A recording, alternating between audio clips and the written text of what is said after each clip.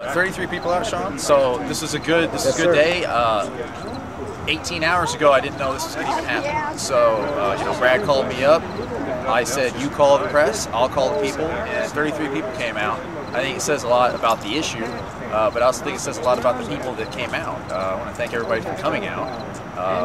It's really important that we, stand up at this time, because as things get worse, it's going to be important that we're there to offer alternative solutions and also, principled solutions and outlooks, that are more hopeful than what will be offered by the establishment. So, it's pretty much what I have to say. I want to thank everybody for coming out again. And yeah, go ahead and start asking. So, Phil, basically, what was your primary purpose for organizing this meeting today? Well, of course, we had to give Ellsworth, a piece of our mind. We already did that over the phone. He himself in a live interview said 99-1 was the number of people that called him against the bailout. Of course, he voted for it. So we'd like to see him change that vote and get 33 people out on a lazy Wednesday afternoon. I think will maybe give him a little something to think about.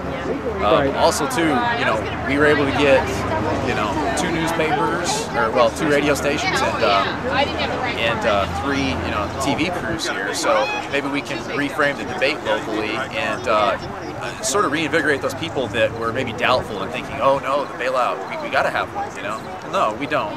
That's what the problem's been the whole time, is government intervention. And I think with the media scare tactics and the political, economic terrorism, basically, we need to redefine the issue, because there's a lot of people that are starting to drop away from this, and the pressure is not being completely put on Ellsworth the way that it should be.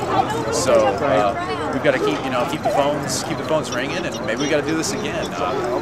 Maybe it'll be something different. Maybe it'll be bailout related. We'll just have to see. So now, Phil, would you say that in a previous interview I saw, you had said that there's a constitutional crisis on your mind. Would you say that this is bringing this to the forefront on this issue? Absolutely. When you have economic downturns, you get power vacuums. You get a little bit of chaos because the regular flow, ebb and flow of people's daily lives breaks down. People become unemployed. There's maybe not gas to put in your car. There's maybe not food to put in your belly. And when those things happen, it tends to be that the government gets a little more belligerent, a little bit more forceful, under the guise that they have to keep, maintain civil rest and stomp out civil unrest. Civil unrest is just another aspect of people venting their frustrations, unfortunately, and hopefully they do it peacefully. We will do it peacefully. Some people maybe not. And so, as far as a constitutional crisis, yeah, we're in one. We've been in one because we've not been acknowledging it. And it's in times like these that that lack of acknowledgement will show its true colors.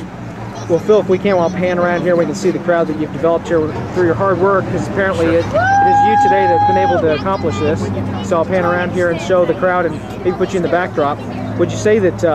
Would you say this is a successful turnout in your mind, and are you happy about what happened here? This is very successful. This is at least double what I thought. I was thinking we might get 15 people out, and 33 is great.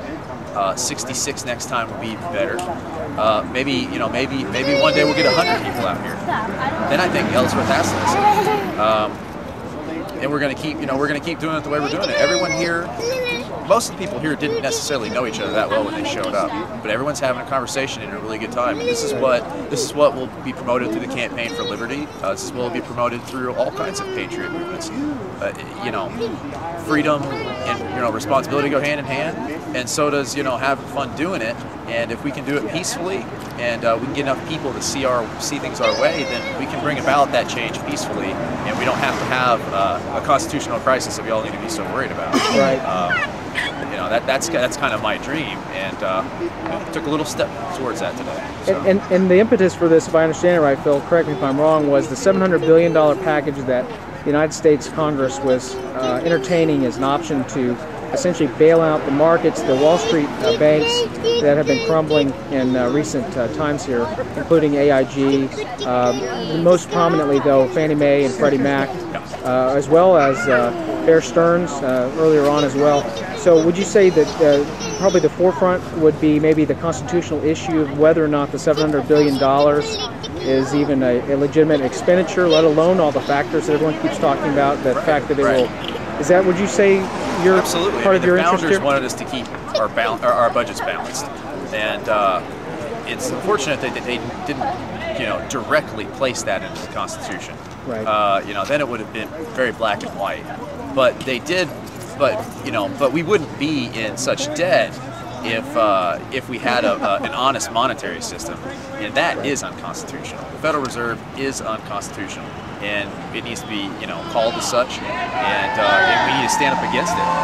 And great. I love that he said conservative, because I don't know if he's a Bush guy, but Bush is for this, Paulson's for this, Pelosi's for this, Ellsworth's for this, Barney Frank, all kinds of Republican leadership, McCain, of course, and Obama.